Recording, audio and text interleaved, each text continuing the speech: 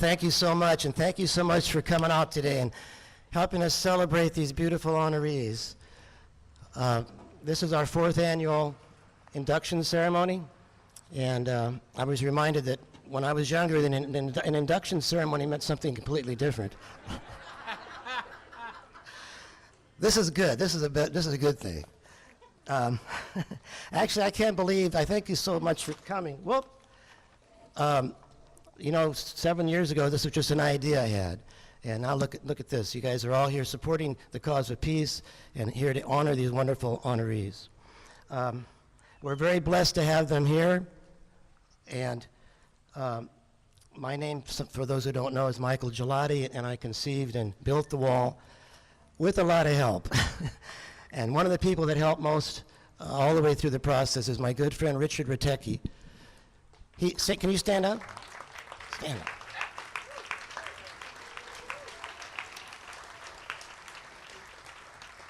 He jumped in right from the beginning. I said, Richard, I want to build this wall. He said, how can I help you?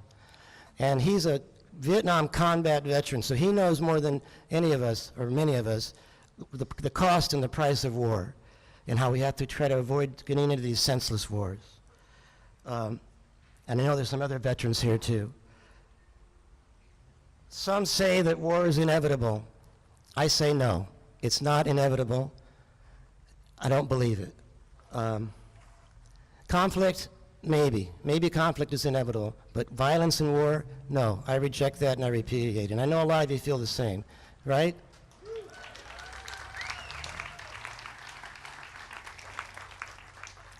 I have a few announcements really quickly before we start the formal program. First of all, people have asked, how can I participate in the Peace Wall? First thing you can do is nominate someone.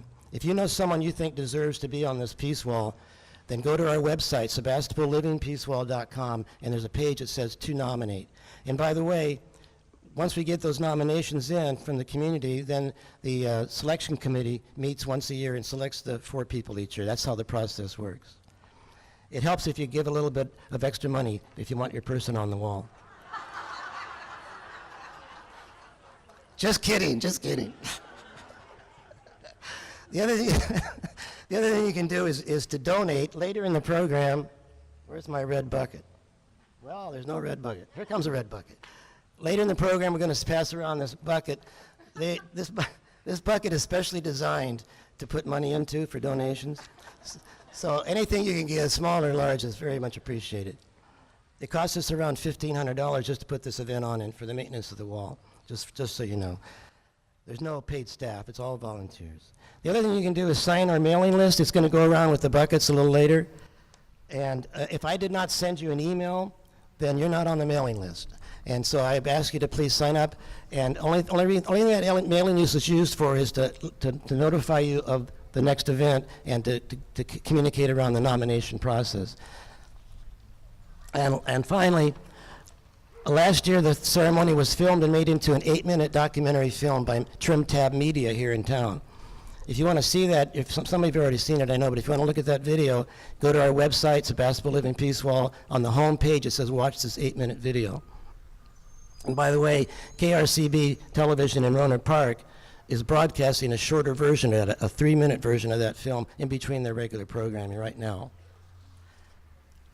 So behind the Peace Wall is a bench, and it reads, the inscription on that bench reads, "Peace begins with me."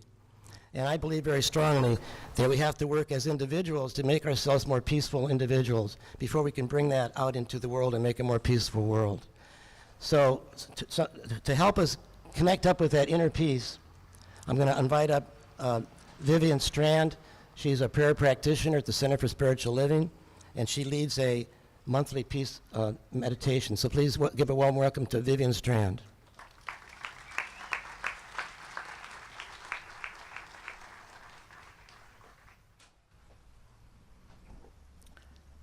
Oh my goodness, you are beautiful.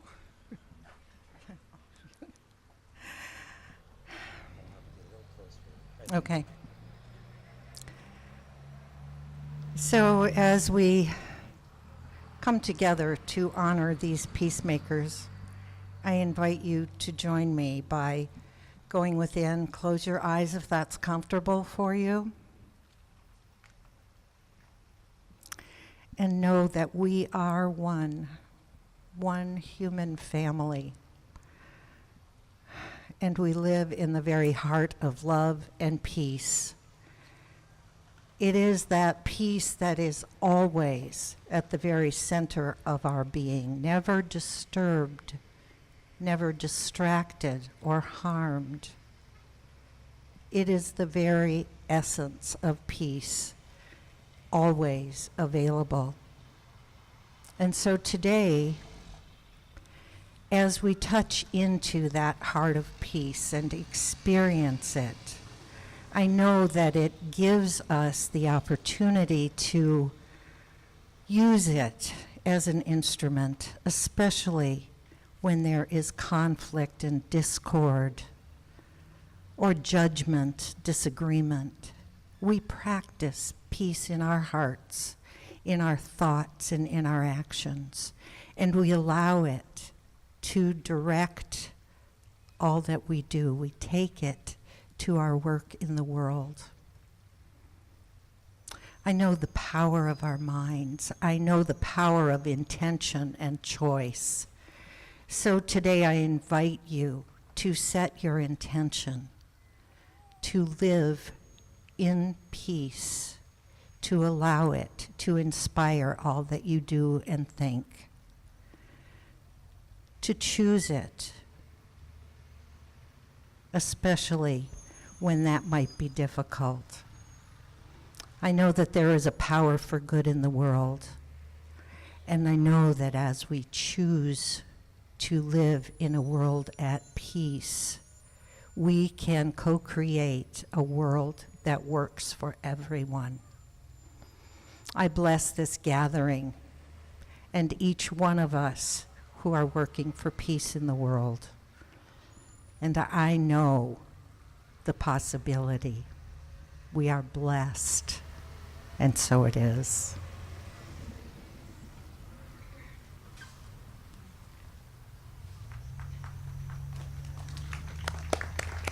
Thank you, Vivian. I want to start by reading the inscription on the peace wall, on the central panel of the peace wall. And by the way, if you haven't actually seen the peace wall up close and personal, it's just across the street behind you. So after the ceremony, please go over and take a closer look. So the inscription on the peace wall really is the heart of the wall. It encapsulates the mission and the purpose of the peace wall. And it reads as follows: "We honor the peacemakers whose names are inscribed, who have during their lives worked for peace and against war, for justice and against injustice, for nonviolent resolutions and against violence, and for the common good and against selfishness and greed. By honoring these outstanding individuals, we also honor all who share in the collective desire to rise above differences of race, religion, nationalities, and ideologies, to that place where we are all brothers and sisters, where we share a common humanity and a common desire to live in peace with all the people of the world." Thank you. And now these four honorees' names are inscribed in that wall, and we're so blessed and so honored to have them with us today. And we want to thank them. We want to show them appreciation for the service that they performed. We're going to bring them up individually, and they're going to give a little acceptance speech, but I want you now collectively to give them all a warm welcome and a warm applause. Let's tell them how much we appreciate them.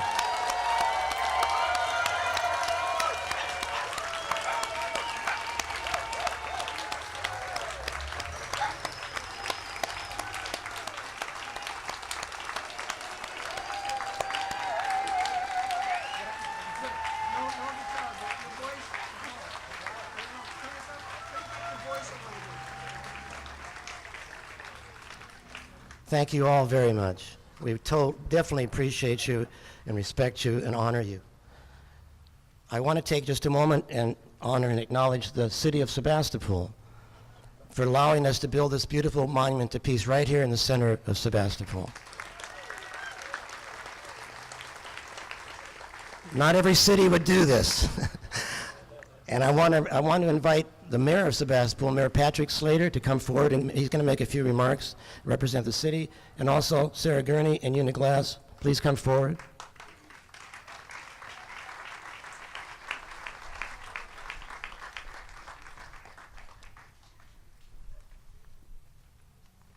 Oh, just one moment. And sorry, stopped him. Don't say anything, Patrick. I just want to say about Patrick Slater, when he's not being mayor, he's an architect, and as a result, he has a very keen eye for design.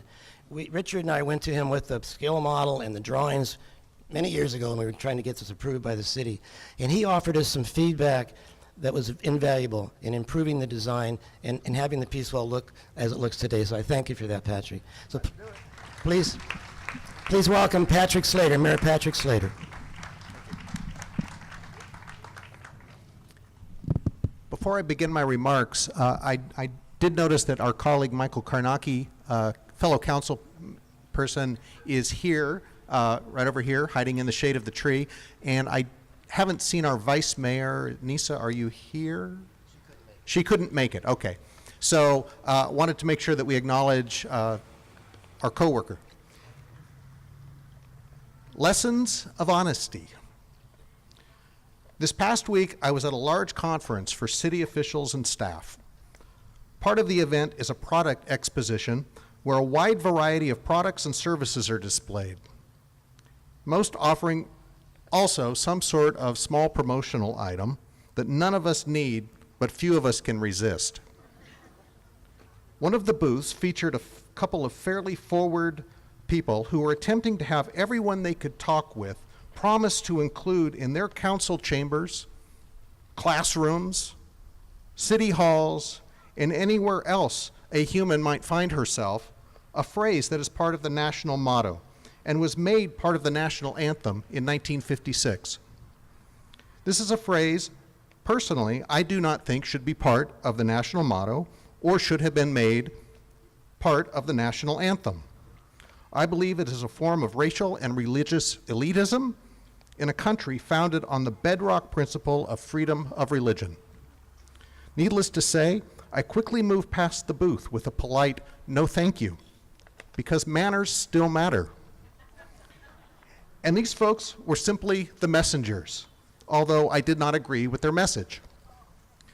The next morning, I was enjoying a quick breakfast from the buffet, and a council member from a city in the Central Valley asked if she could join me at the small table where I was seated. And of course, I said yes. Following the usual pleasantries, it took no more than a minute for a pamphlet to materialize and be presented, asking if I would help have my city join her movement. Obviously, at this point, you've realized that she was one of the people from the booth that I passed the day before. We all know what this moment feels like. In situations like this, we have a choice. Do I placate her with a feeble promise to take a look at the materials, or do I reply honestly, risking an unwelcome debate? I thought about it for a moment, and I decided honesty was my best policy. Isn't this a lesson most of us learned as children, but have somehow found ways to morph into justification for little white lies? By being honest and explaining politely, remembering that manners still matter, that I held a completely different opinion and firmly believe in the separation of church and state. I was true to my beliefs and values. I went on to explain my reasoning, and she was very nice and very polite, but it was obvious from the start that we were never going to agree.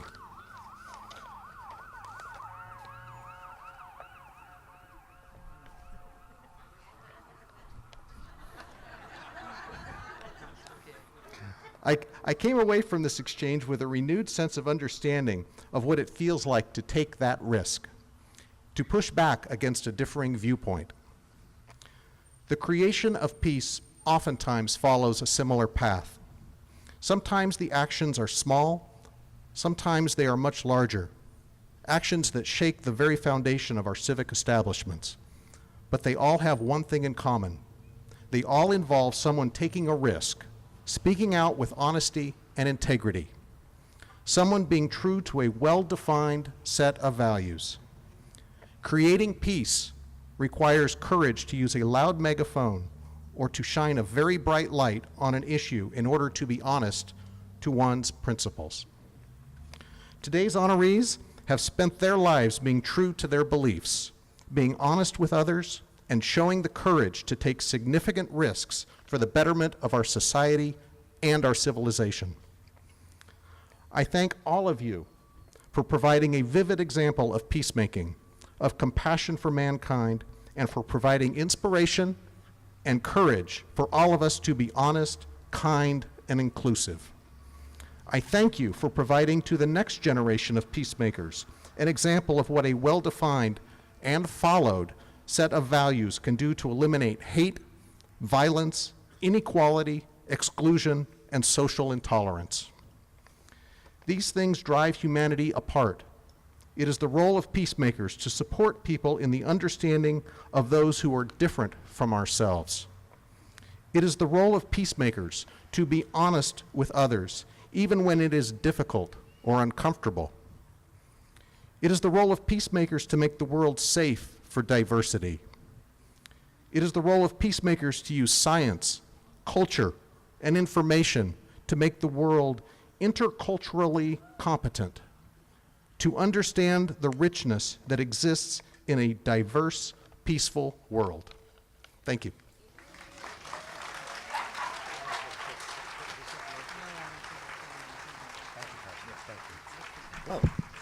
Thank you very much. Now we're at the point where the most important part of this ceremony, which is to honor these peacemakers next to us. We're going to change the program just a little bit, and we're going to bring up Dolores Huerta first. So if Alicia Sanchez is going to introduce her, so if Alicia could come forward.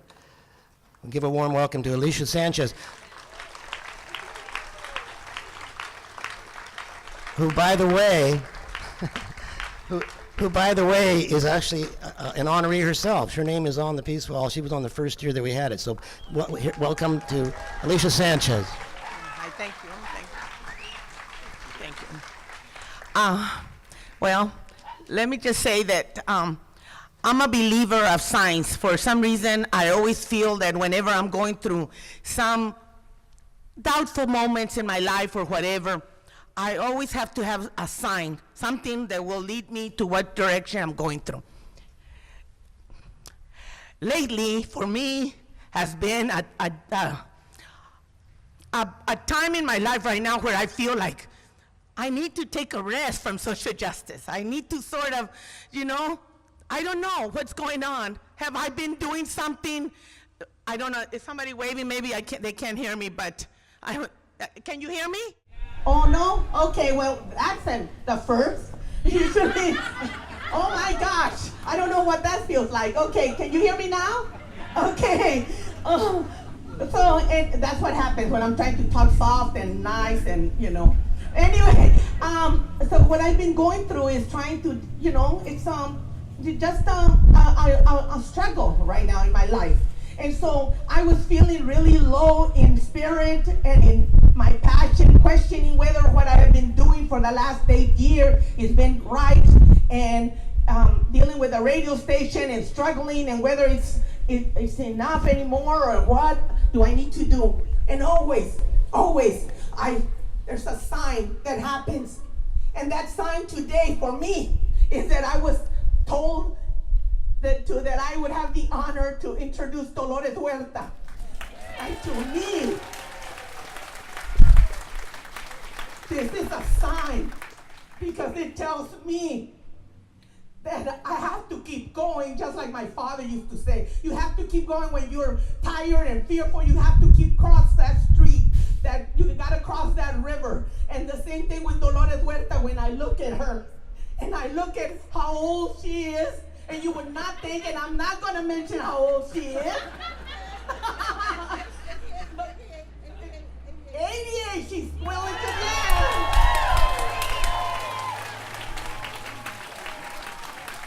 And when I see her passion, and I see her determination and her will to keep fighting and fighting, let me just tell you that to me, that's a sign He tells me that I have to keep going, that all I need to do is just maybe rest a little bit, but I have to keep going. Because we right now, especially right now, with all the things that are going politically, and it is our time as peacemakers to make sure that we conquer this hatred that's been happening here. And it is people like Dolores Huerta who are the example of that for us. I know Dolores Huerta. I realized the other day, I was just out of law school when I joined the United Farm Workers. I was 20, I'm 66 now, and I was 26 years old, I think. I remember. And so I've known Dolores Huerta for 40 years.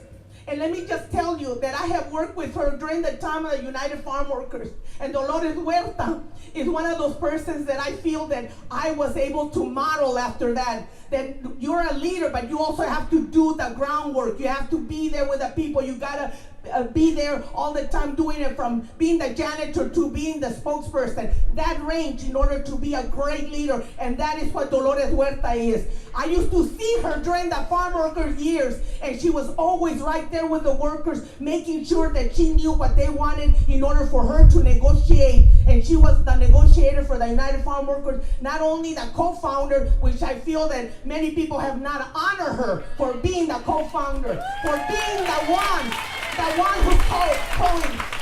who coined, si se puede, si se puede. With all due respect to my brother, Cesar Chavez, but it was our sister here who was the one that said si se puede, because that's a belief that she has had all this 88 years of her life, that no matter what, it can be done.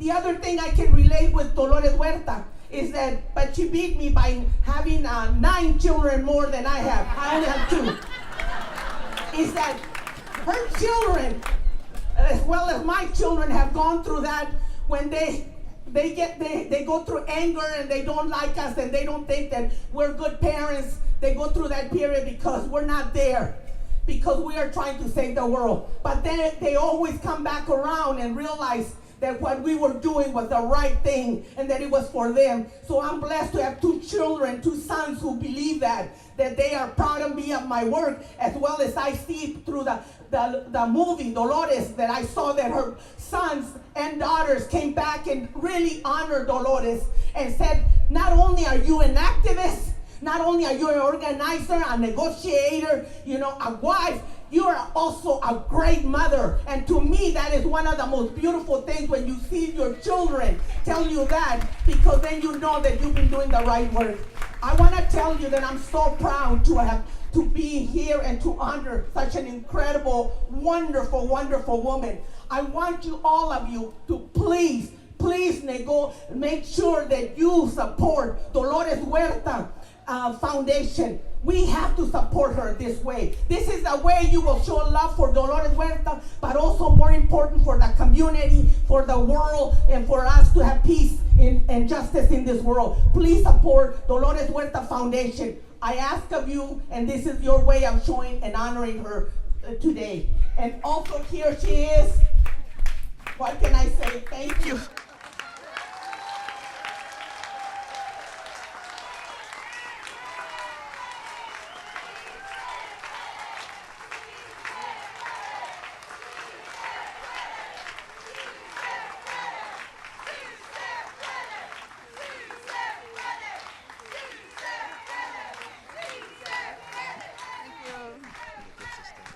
Thank you, Alicia. That was very beautiful. And I want to thank you very much for this great honor to be on the Peace Living Wall. And thank the mayor, all of you that are here today. And I want to give a shout out to a couple of other fabulous women. And one of them who is in your midst here, who has done a lot of peace work, and that is Mary Moore, okay? I don't know where she's at, but she's here somewhere. I saw her a few minutes ago. And then Alegria de la Cruz, your deputy county council, who comes from a legacy of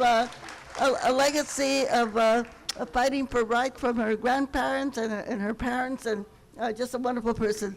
She's one of those young leaders that is going to take us forward. And I just want to thank you very much for doing this. I know that the struggle for peace is a long one.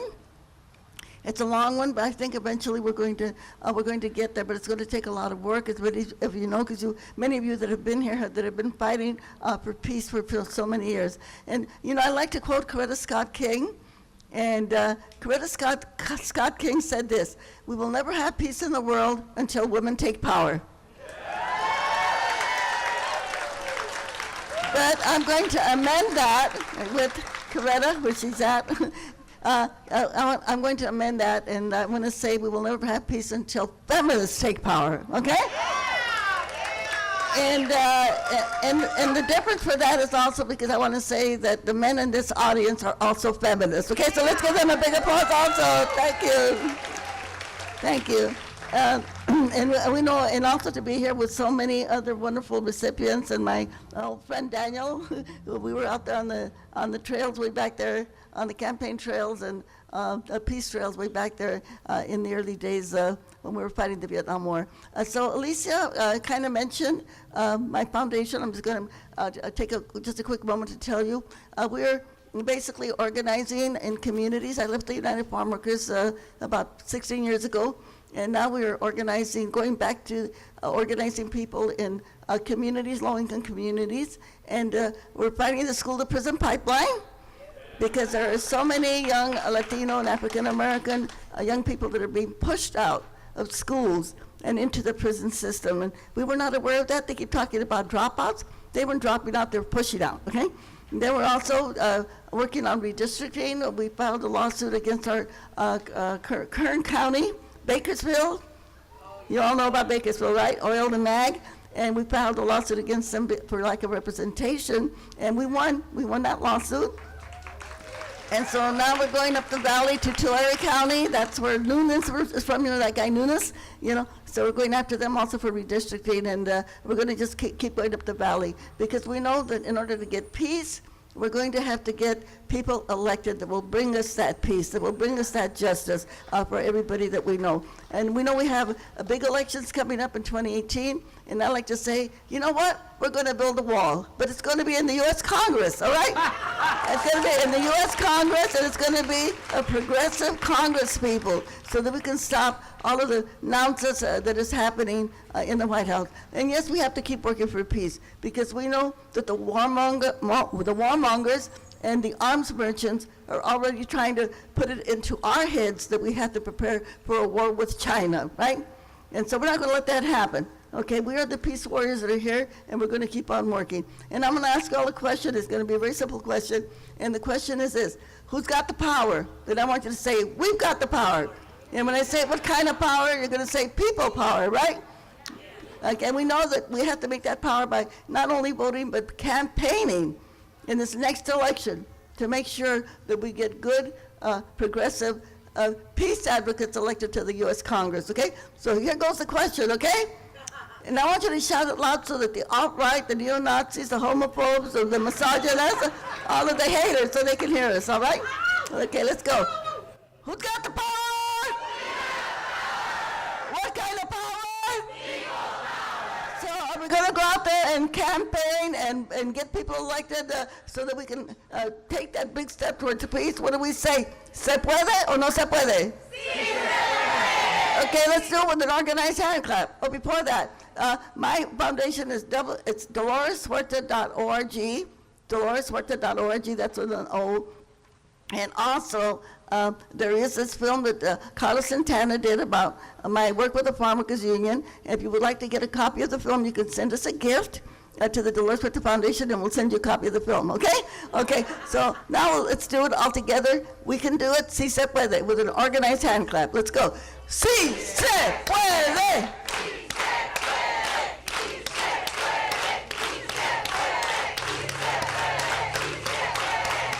Muchas gracias, and thank you very much for this great honor. Thank you very, very much for this great honor. How about another hand for Dolores Huerta? Yeah. Woo.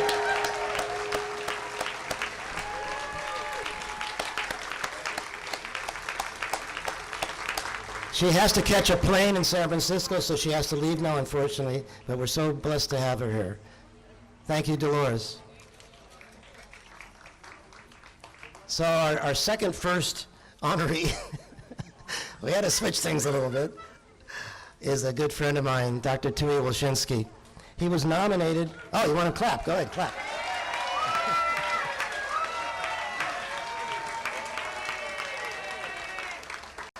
He was nominated by Sharon Kaiser. Is Sharon Kaiser here? I don't see her, but anyway, he's going to be introduced by Judith Stone, who is a former minister and a member of the Peace Wall Selection Committee. So please welcome Judith Stone.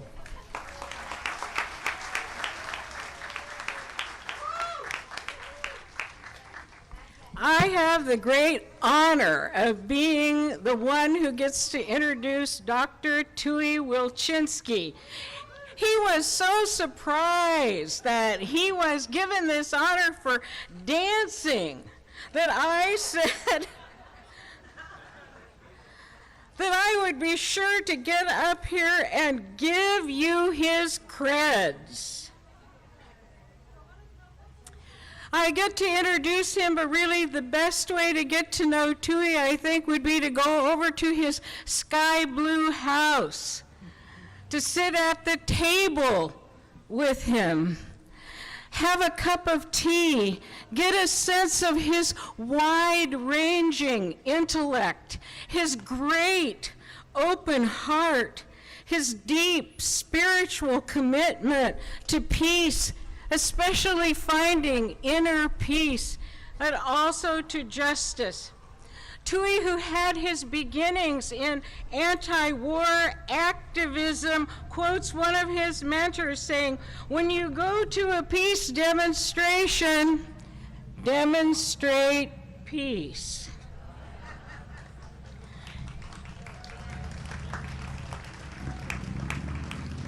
He has experienced peace through dance.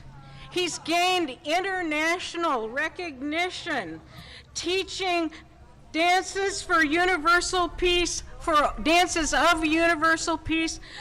over 40 years.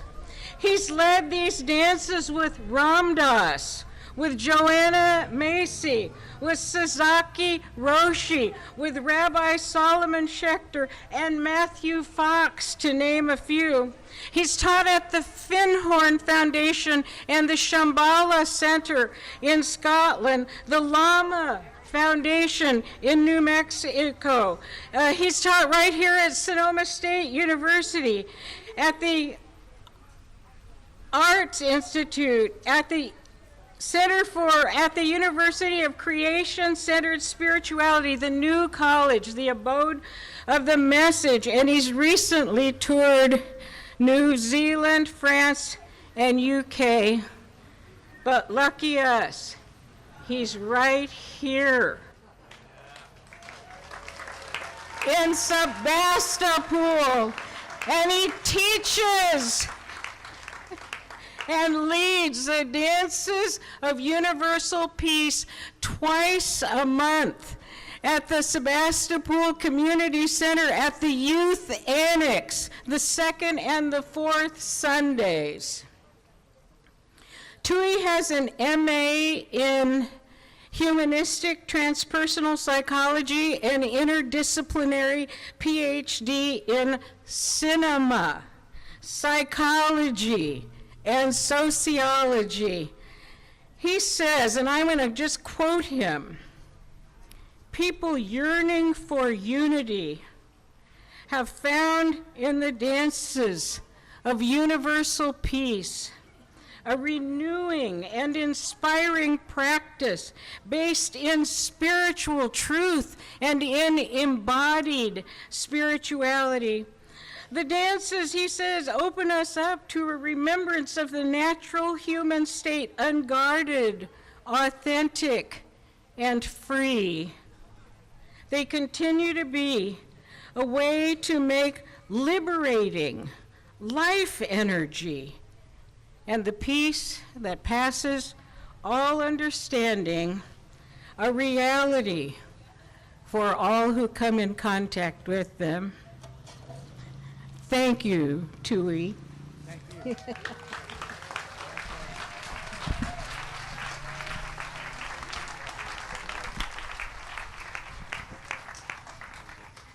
Hi, everybody. Whoa! I gotta say that I can't believe I'm up here with these incredible people. It's like a dream sequence. I want to thank everybody here. I want to thank Michael, and I want to thank all the people who've been coming to the dances and supporting the dances all these years. Often after a session, people will say they had a good experience, and I'd say, I kind of quip, I'd say, well, we couldn't do this without you. But literally, we can't do it without the people who come. It's a group experience that's formed by the people who come with willing and open hearts to create this circle of love and sharing. And Murshid Samuel Lewis, the being who brought these dances through, he said that that this experience, that this practice, okay, thank you. Is this better? Okay. That this practice is based in experience, not in premises. It's not in a bunch of laws. It's in having the experience of peace, and these dances help you experience that. I got involved with this stuff because I was a folk dancer years ago when I was legged. I led song leading at summer camps and stuff, and I kind of was a universalist. I was hoping one tradition would raise its hand and say, be a Buddhist, or go back to Judaism, or something.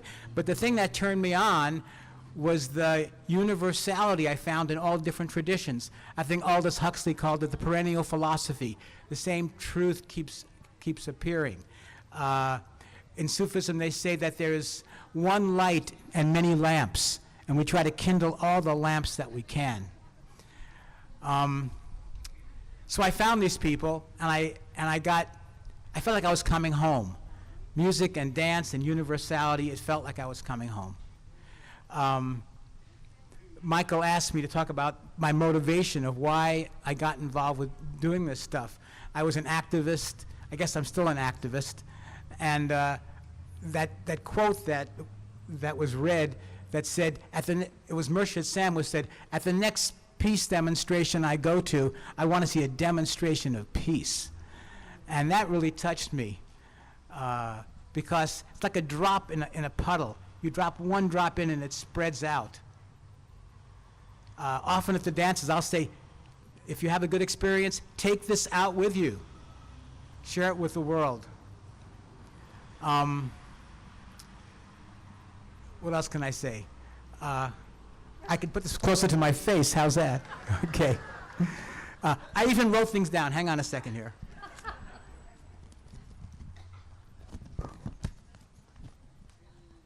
Oh yeah, I wanted to say. I got it. Along with that experience of being peaceful at a peace demonstration, Martin Luther King Jr. said, "Darkness cannot drive out darkness. Only light can do that. Hate cannot drive out hate. Only love can do that." So when you do work for peace, come from a place of peace. Being peaceful does not mean being dead. It means you can be an activist and still be peaceful at the same time.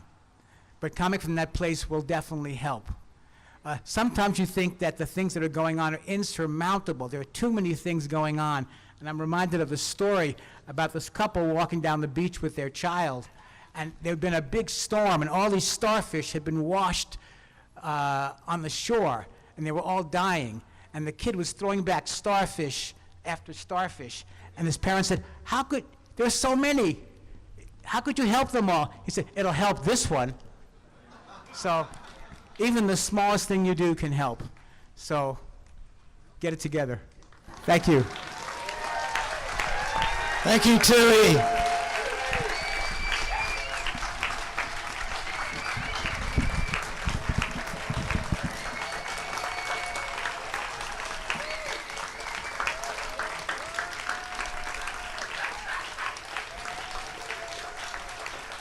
If you've never gone dancing with him, the second and fourth Sunday at the Community Annex, 11 o'clock, you'll have an ecstatic experience. I want to just take a moment and ask for your support financially. We're going to send the red buckets around. Please give as much as you can. If you didn't bring your checkbook, or you want to donate even more, on our website, there's a PayPal account and also an address where you can mail a check. Along with that will be the clipboards for mail list, so please sign up on that if you haven't received an email from me. We have some of the previous honorees here, and I want to acknowledge them. If you guys could stand up, I think you're right in this row. If you could all stand up and face the audience, I want you guys to give them a warm applause.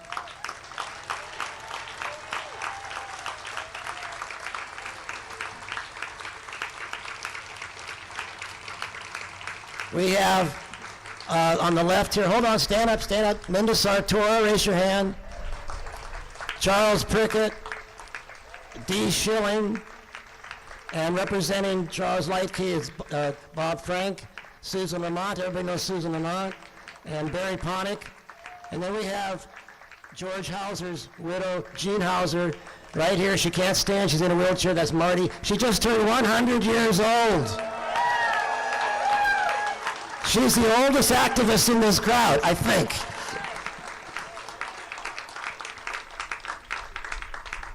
And I also just want to thank Patisserie Angelica for providing the snacks for our honorees today, and Debbie.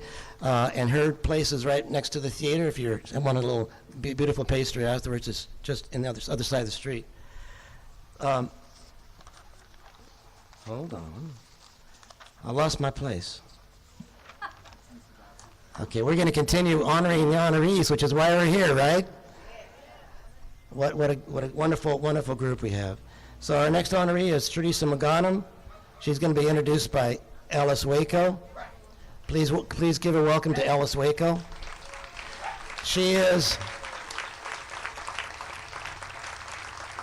Ironically, she's a peace activist herself, and she's a member of the Peace Wall Selection Committee. Alice Waco.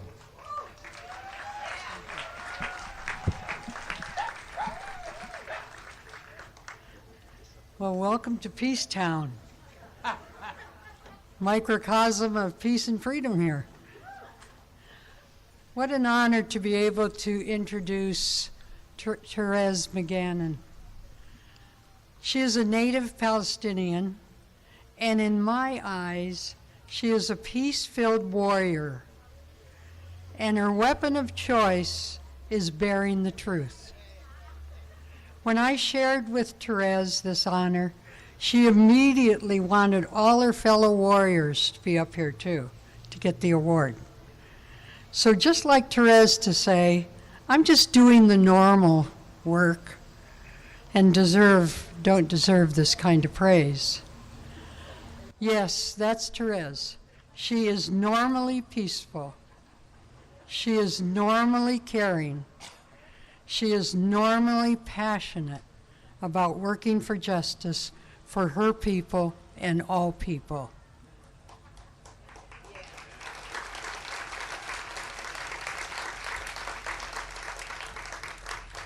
I love watching Therese work the crowds, no matter what demonstration or wherever she is. She just takes that opportunity to bear that truth. When she meets you, she brings her gentle peace wrapped around her uncomfortable message. And her message might become your message, and maybe your journey too. That is her vision. That is her hope. This has been her life since at 5 months old, when her father, Abraham, led the family out of Palestine, out of their homeland in Jerusalem, after the UN divided Palestine in 1947. Even now, the hospital where Therese was born, a Russian compound, is a prison with many Palestinian youth in it. These stories feed her heart and keep on bearing the truth.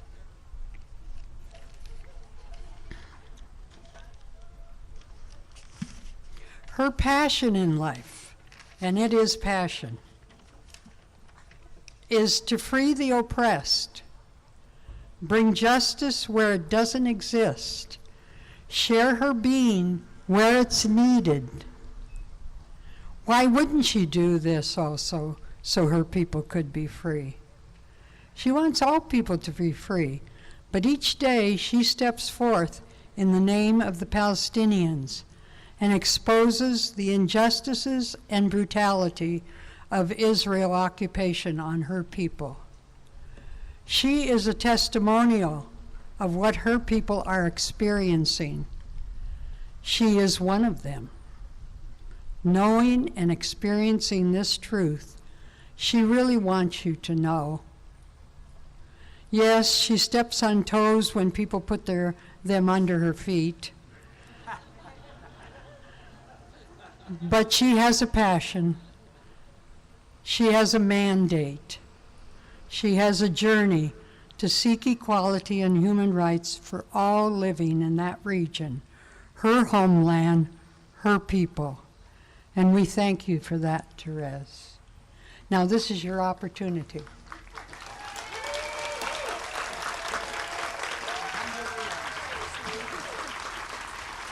Good job. Okay, here goes.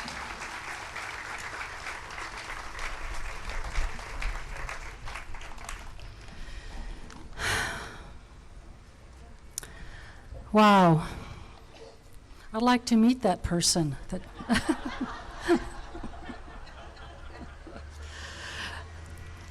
Soli Deo Gloria, as my Ursuline teachers used to say. To God alone is the glory.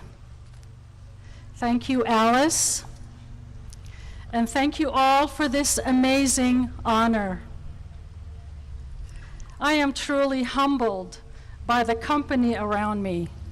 Did you notice the two people in between that sat on either side of me? Amazing. I hope somebody got a picture for me.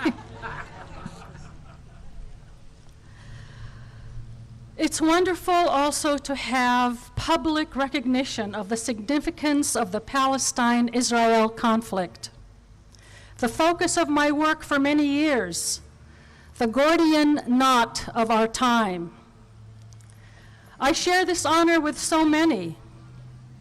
David, my husband, whose name will not be on the wall, is my encourager and supporter for all of these years.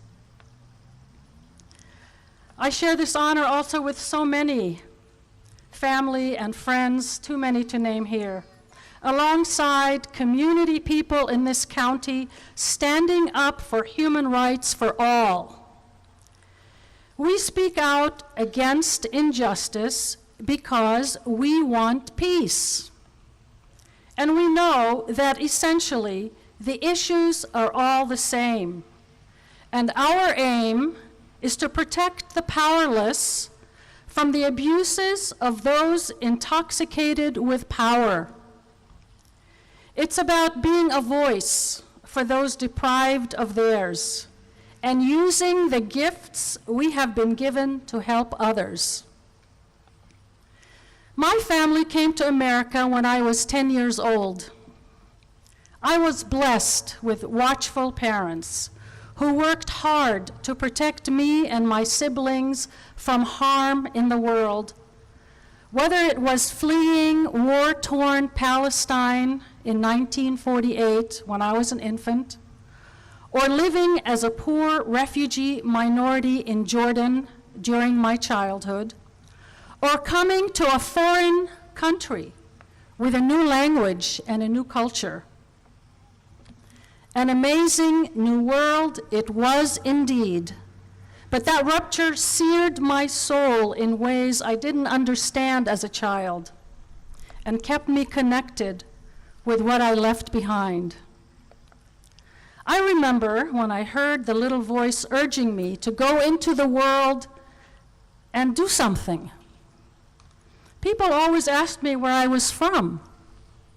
And as I tried to explain, carefully explain, I was shocked to learn how little they knew about that part of the world.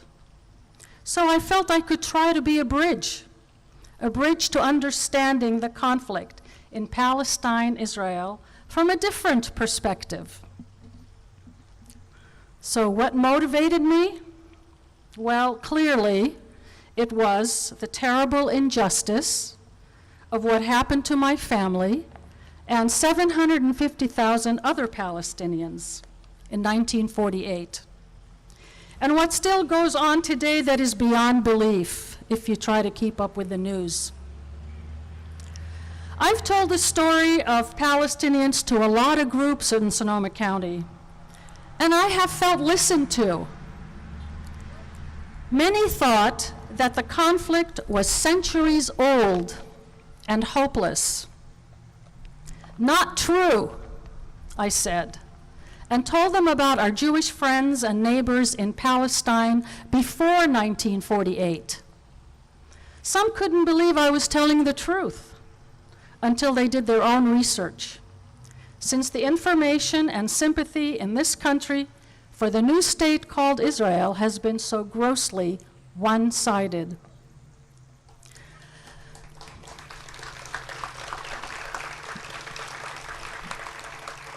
Thank you for recognizing that. Another true personal outrage is the fact that I, because I am Palestinian by birth, I am not permitted by the Israeli government to return and live where I was born, if I choose to, even as an American citizen, which obviously I am. But any Jewish person from anywhere in the world is welcomed in my family's ancestral home without question. That doesn't seem to be fair, does it? I'm so grateful for this honor because it tells me more people are waking up and asking questions about this issue. I remember when I couldn't even say I'm Palestinian. This is true. Afraid of people's reaction based on the misinformation so prevalent. I know, as Alice mentioned, I've upset some people when calling Israel an apartheid state, even a self-destructive racist state. I think we should call it what it is and press our government to stop giving it almost $4 billion of our tax dollars every year. Think of how we could use that money here for our own people. We need to know what we are responsible for and complicit in, as the situation there gets crazier every day. Like the recent official self-declaration that Israel is a nation state for Jewish people. So what about, I ask, what about the over 5 million indigenous non-Jews, Muslim and Christian, who have lived there for centuries? Like my own family we can trace our history back to 1550 in Ramallah, 7 miles from Jerusalem. Now, if you know me, and I see a lot of familiar faces here, you will also know that I'm not against Israel or Israelis. I am against a Zionist, settler, colonialist ideology that wants all of historic Palestine without the Palestinian and will boldly and violently take it day by day, year by year, with impunity, under the guise of security, confident that the U.S. has its back.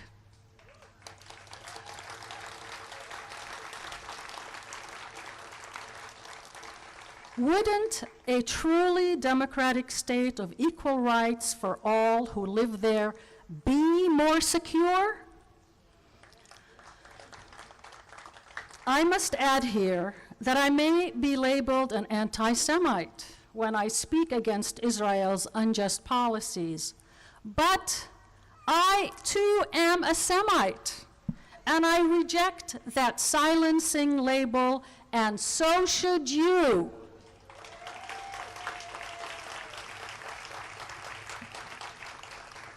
What motivates me to keep going in this work? There is an Arabic word Palestinians use, sumud, which means steadfastness and perseverance. Sumud is symbolized by the deeply rooted olive tree, which stands firm for centuries, weathering all kinds of upheavals. Sumud means that the Palestinians will never give up their struggle. So like them, whatever our work is, we persevere and do not lose hope. To sow seeds of hope, seeds of justice and peace, is the most redeeming work we can do on this planet. And we trust that the harvest of that labor will be a better world for future generations.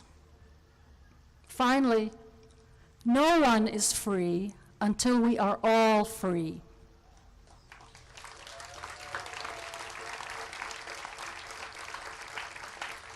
We are not free if some are entitled and others are deprived. All of us are needed to make possible for my grandchild and yours to live in a more just and peaceful world. Being a peacemaker is about finding one's voice, one's courage, and daring to speak the truth with a humble heart. Blessed indeed are all the peacemakers. Thank you. Well, last but not least, our good friend, Daniel Ellsberg. Yeah. Do we need some people like him today, right? People that have the courage to risk his job, his career, and even his freedom. Back in the 70s by releasing the Pentagon Papers, and since then he's been a peace activist for many, many years. He was nominated by Reith Pezzi. You see she here? I know she's here somewhere. Thank you, Reith. And she'll be introduced by Paul Robbins, who is also a peace activist and a member of the Peace Well Selection Committee. Please welcome Paul Robbins.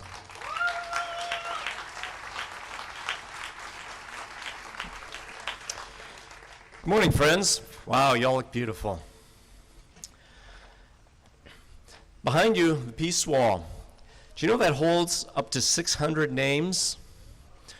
For a year means for 150 years, we're going to be adding names of people in this region that are living their lives to bring justice and peace to all of us.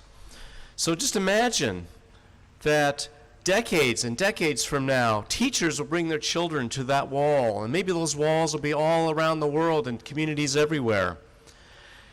And whatever the version of the internet will be in those days, they can have their children look at that and take those names and read about the biographies and what they did to create peace in our time.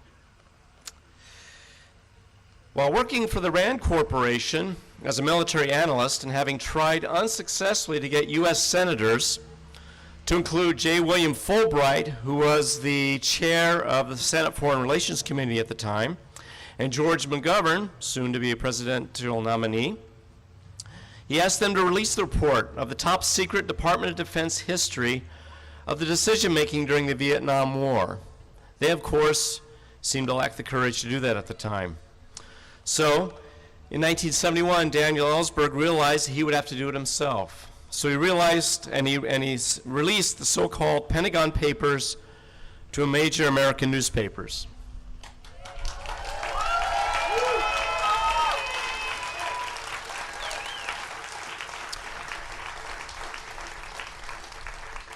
Talk about a profile in courage. Because by releasing the Pentagon Papers, Daniel Ellsberg was charged under the Espionage Act of 1917, which is still on the books. And Daniel faced up to 115 years in prison. As a result of government misconduct and illegal evidence gathering, thanks to the Nixon administration, the charges were dismissed, appropriately so.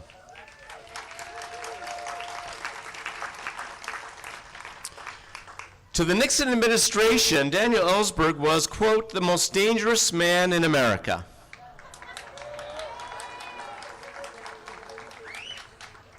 Does that kill irony or what? Richard Nixon, Henry Kissinger saying this man, this our friend, is dangerous?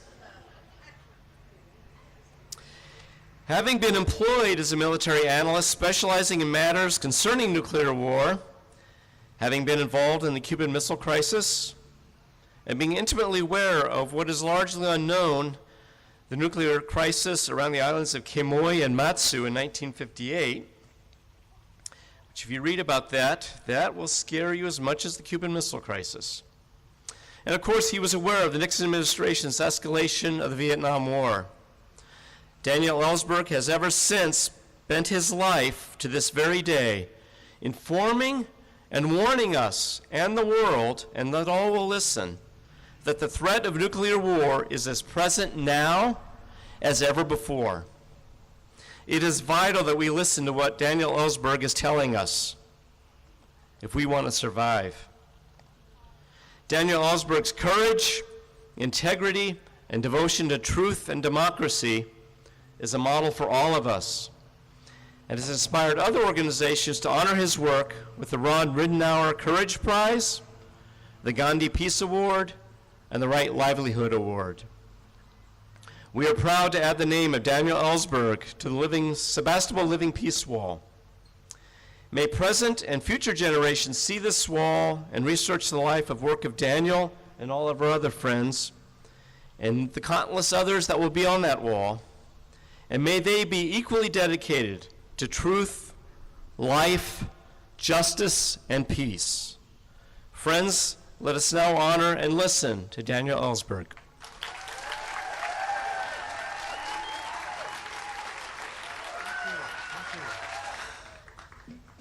Not enough of it in the world, but here today among these people, peacemakers, here in this spot today. When Michael began these events this morning, I was very struck by his word, induction ceremony. It took me back to some induction ceremonies in the past. When I was induction ceremony into the Marine Corps in 1954, 64 years ago. And it occurred to me, by the way, I'm looking at a crowd unusually who remember that period to some extent. I'm often talking to not so much to high school, but to college students, and you know, young college students now, freshmen and so forth, have lived all their lives while we were at war with Afghanistan in particular. So they don't share these particular memories, although they're living through it again. They're living through Vietnam again, all their lives. I thought I might be the oldest person here, but I'm very impressed to learn an activist here, 100 years old, and glad to be here. I must say that I've always thought of my friend Dolores Huerta as my senior in the struggle and as an activist, but I didn't know she was my senior in age till today. I'm only 87. Okay. But someone came up to me earlier and said, do you know that this is Peacetown? Sebastopol is Peacetown. I said, no, I didn't know that. And so he presented me with an award, very wonderful here. And I would like to think of myself, my award as being on that wall as making me an honorary resident of Peacetown.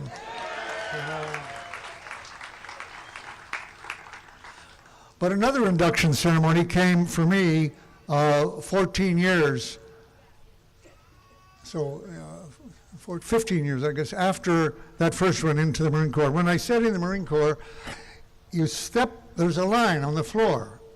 In theory, Marines are all volunteers. Some of them, not so much. They stood in front of a judge who said, for you, it's the Marine Corps or jail. And they joined the Marine Corps. But since that it was a volunteer and that you're now committed to that, you step over the line. It's just a line on the floor. And you step over that line and take your oath, and you are now a Marine. Well, in 1969, 15 years later, I was at a meeting of the war. I'd been to Vietnam. I was in the Marines in 54 to 57, peacetime. But I was in Vietnam, using my Marine training, actually, to some extent, walking in combat with troops, and had come back, and was trying to get us out from inside, actually, talking to officials, presidential candidates, and others on the necessity to end this war, as some people, I think John Nicholson, general in Afghanistan, I just read in the last week, he said, it is time to end this war after 17 years. Yeah, that seems plausible. What he will do to bring that about remains to be seen. It could be another 17 years and more, fighting people who were trying to expel foreign invaders from their land, as in Vietnam. But in this case, I was now at a meeting of the War Resisters International. W. Ryan, I think you've had some connection with that. We were COs, pacifists from World War I, World War II. Albert Einstein had been an honorary chairman of that. I was there because a year earlier, in 1968, I'd been introduced by a Gandhian woman from India, actually, and been reading Barbara Deming, Martin Luther King was on your wall there, and people like Cesar Chavez and others. Been impressed by this, and I wanted to meet people who are living that way at War Resisters International, so I took vacation time on my own expense from the Rand Corporation to go meet them in 1969. And in the course of that meeting, they announced that one of our members, named Bob Eaton, was going to be sentenced the next day in Philadelphia at the courthouse. The post office building was the federal building. A number of us were going to speak in his defense then. Some of you will remember the name Pastor Niemöller, Martin Niemöller of Germany, who was with us and was going to speak in his defense. And the rest of the people were going to have a vigil line all around the post office, the federal building. We were all going to that. Well, I wasn't too eager to go to that. I was there from the Rand Corporation. I was a consultant to the Defense Department still, which I'd been in, and the State Department I'd been in. And the idea of being photographed in a peace line outside the post office when I still had my clearances was going to look so undignified. People would think, my colleagues would think, I had lost my mind. Because you can't really do both. You can't advise Henry Kissinger, which actually I was doing at that point, on the inside, and also speak to the public in a line on an August afternoon around the federal post office building in Philadelphia. And I really would like to get out of that. I thought I wanted to get out. Could I say I was sick? But then I would have to leave the conference. I couldn't stay around. I thought, okay, I have no choice but to go. And I was standing in that line then while the others were speaking for Bob Eaton inside, which he was sentenced to several years in prison. And people were giving out handbills to people passing by on peace and so forth. And finally, I decided, well, that's what's happening today. And I found I wasn't made of sugar. I wasn't melting in the face of the stares of other people. I was getting over embarrassment at sticking my naked face out in front of people and standing and saying what I believed about the war. And really, it's the fear of embarrassment and loss of relationships and looking like a fool, which I knew my colleagues would think if they saw a picture of me. Getting over that makes you realize you can survive that as something that makes you step out of line or makes it possible to step out of line for the people inside. And I began handing out handbills and getting into the swing of it to people. And I realized later that by being in that line, I had stepped over another line. I had been inducted into peacemakers like yourselves. And just how good that is, you can see by the people here. Many of you have been working together on this for so long, as Dolores Huerta was and as the other inductees were. I lost a community that I'd been in. Really, it was as if they had all emigrated or I had emigrated. All contact was over from them from the time that I gave the Pentagon Papers. the 7,000 pages of top secret documents. But the way that came about was that another person was going to prison shortly, Randy Keeler. I heard about him a couple days later at the conference. And like Bob Eaton, that put it into my head, what could I do to help end the war now that I'm ready to go to prison? That's what they were doing. They didn't expect to end the war by doing that, but they wanted to make the strongest statement they could make, not going to Sweden, not going to the COs or anything, going to prison to say this war is wrong. And I knew that as well as they did. And I could see that if they could do it, I could do it. So that kind of courage, moral courage, is contagious. And it affected me. And so I went ahead and, among other things, put out these thousands of pages of top secret documents. That had, in the end, some effect in shortening the war, along with a lot of other people. And that simply would not have happened. I wouldn't have thought of doing that without the face-to-face example of others who were ready to take such steps, take such risks with their jobs and their reputation, their prestige, their self-esteem, and so forth. So as I say, in crossing that line, I left behind one community of people I had respected, but I no longer respected what they were doing and what I had been doing as part of it. And so I gained a community of you people. It's wonderful to be here today, and I love the thought of being now a resident of Peacetown. Thank you.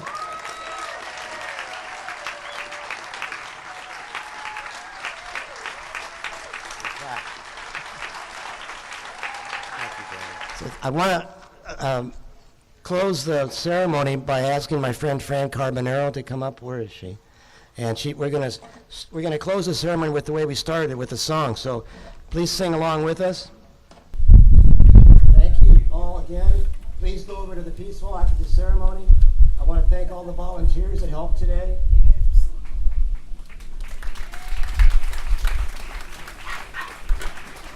And we'll see you next September.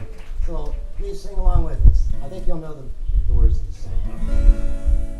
Imagine no more countries.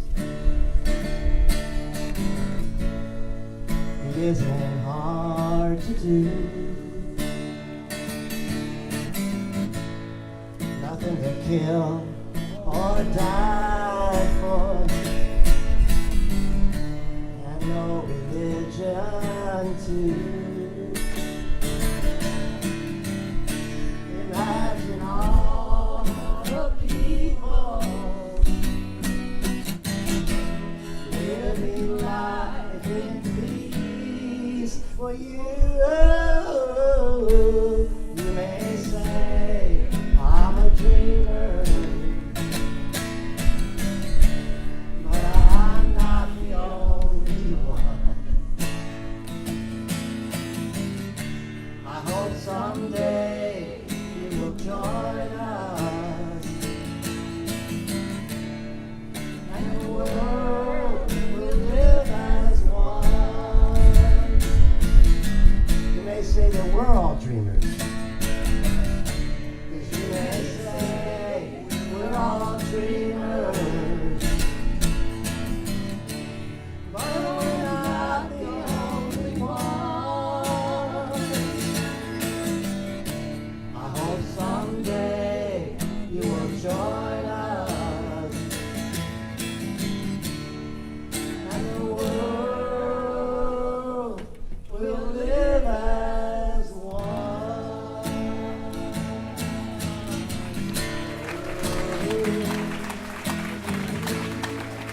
Thank you all very much. I love you.